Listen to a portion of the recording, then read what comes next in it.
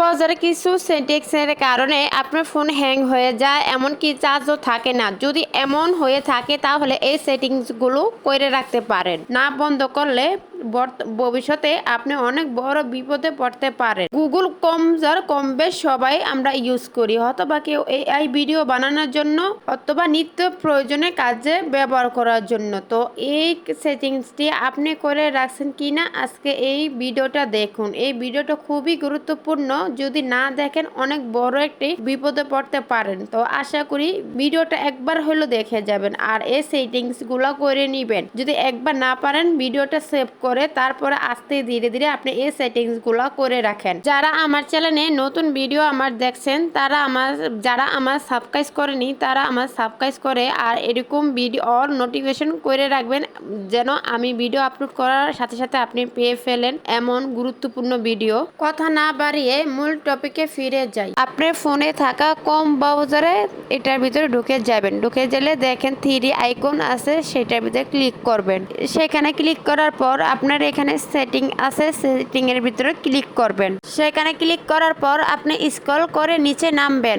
Scroll করার পর sign settings এর ভিতরে লেখা, এটার ভিতরে ক্লিক করবেন। ক্লিক করার পর আবারও নিচের দিকে আবারও স্ক্রল করবেন। এখানে লেখা আসবে ডেটা স্টোর, এখানে এই লেখাটার ভিতরে ক্লিক করবেন। এ তো ডেটা স্টোর চলে আসলো, এটার ভিতরে আপনারা ক্লিক করবেন। ক্লিক করার পর দেখেন আপনি কম বাজারের ভিতরে যতগুলা অ্যাপ্লিকেশন এখানে চার্জ দিচ্ছেন বা লক করছেন, এতগুলো অ্যাপ্লিকেশন এগুলা অ্যাক্টিভ আছে। এগুলো আপনাদের কাজ কি জানেন? এগুলার কাজ হলো এখান থেকে সবগুলা অ্যাপ্লিকেশন ডিলিট করা দিবেন। তখন আপনার ফোনের এবার আপনার কাছে প্রশ্ন থাকতে রে কিভাবে ডিলিট করবেন। দেখেন এখানে অল ডিলিট করা আছে, আপনি ডিলিটের ভিতরে ক্লিক করবেন। ক্লিক করার পর দেখেন অল ডিলিট, এবার ডিলিটের ভিতরে ক্লিক করে দিবেন। এগুলো সব অ্যাপ্লিকেশন সব ডিলিট হয়ে যাবে। ডিলিট হয়ে যাওয়ার পর আপনার ফোন একদম নতুন ফোন যেভাবে কাজ করে, যেভাবে টাচের ভিতরে কাজ করে ঠিক সেম হয়ে যাবে। শুধু এই অ্যাপ্লিকেশনটির জন্য আপনার ফোন গরম হয়ে যেত, এমনকি হ্যাং মারতো প্রচুর এই অ্যাপ্লিকেশনের কারণে।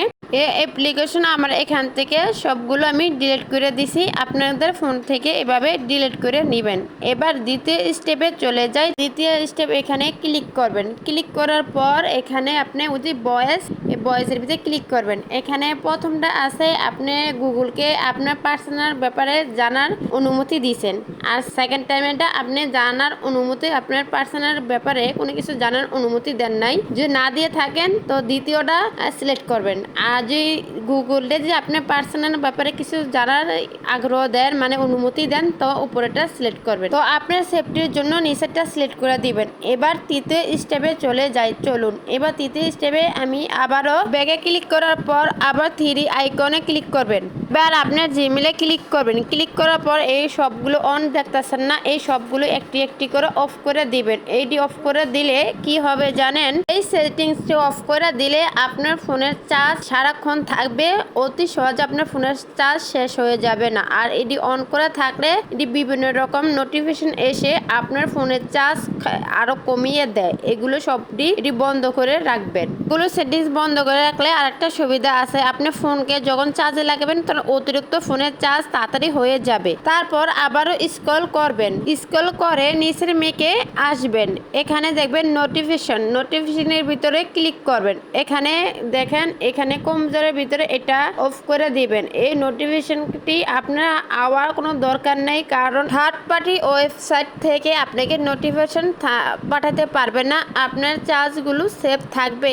আবারও স্ক্রল করবেন, ব্যাক করে স্ক্রল আবারও করবেন। তারপর স্ক্রল করে তারপর এই অপশনটি ক্লিক করবেন। ক্লিক করার পর তারপর 3 ক্লিক করবেন। তারপর নিচের অপশনটা সিলেক্ট করবেন। আপনি যে এই 4টি কাজ করতে পারেন তাহলে আপনার ফোনের ব্যাকআপ অনেক বেশি পাইবেন। আপনার ফোনের চার্জ আর সহজে শেষ হয়ে যাবে না। আপনার ফোনের চার্জ আরও দীর্ঘস্থায়ী থাকবে।